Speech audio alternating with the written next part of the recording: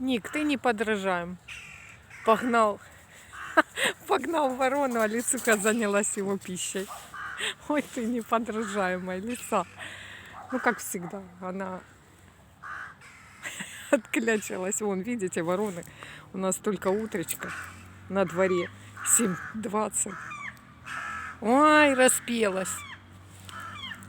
Ну, что это такое?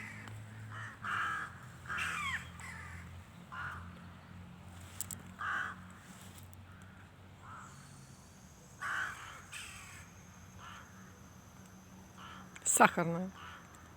Да-да, лисуха, да. Ник еще одну нашел. Он не останется без жрачки. Молодец.